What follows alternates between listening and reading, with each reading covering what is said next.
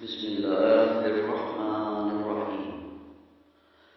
حضرت ابو ہریرہ رضی اللہ تعالیٰ عنہ سے روایت ہے، وہ فرماتے ہیں رسول اللہ صلی اللہ علیہ وآلہ وسلم نے مجھے رمضان کی زکوٰۃ کی حفاظت پر مقرر فرمایا۔ رات کے وقت ایک شخص اچانک میرے پاس آیا اور غلہ میں سے لپ بھر بھر اٹھانے لگا۔ میں نے اسے پکڑ لیا اور کہا، قسم اللہ کی، میں تجھے رسول اللہ صلی اللہ علیہ وآلہ وسلم کی خدمت میں لے چلوں گا۔ اس پر اس نے کہا، اللہ کی قسم، میں بہت محتاج ہوں، میرے بال بچے ہیں اور میں سخت ضرورت مند ہوں۔ حضرت ابو ہریرہ رضی اللہ تعالیٰ عنہ نے کہا، میں نے اسے چھوڑ دیا۔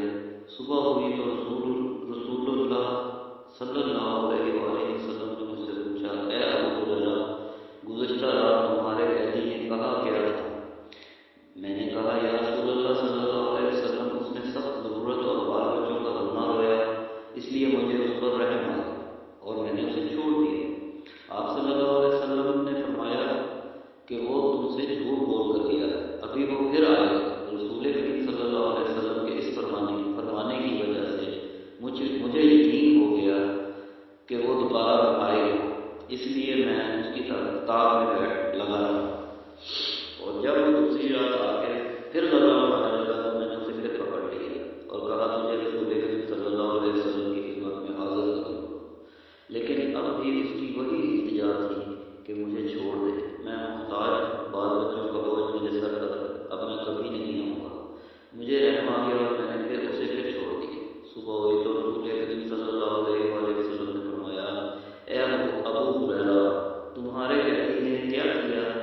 میں نے کہا، یا رسول اللہ صلی اللہ علیہ وسلم، اس نے پھر اسی سخت ضرورت اور بال بچوں کا رونا رویا، جس سے مجھے اس پر رحم آ گیا اور میں نے اسے چھوڑ دیا۔ آپ صلی اللہ علیہ وسلم نے اس مرتبہ بھی یہی فرمایا کہ تم سے جھوٹ بول کر گیا ہے، وہ پھر آئے گا۔ تیسری مرتبہ پھر میں اس کے انتظار میں تھا کہ اس نے پھر تیسری رات آ کر غلہ اٹھانا شروع کیا، تو میں نے اسے پکڑ لیا اور کہا، تجھے رسول اللہ صلی اللہ علیہ وسلم کی خدمت میں پہنچانا اب ضروری ہو گیا ہے، یہ تیرا تیسرا موقع ہے۔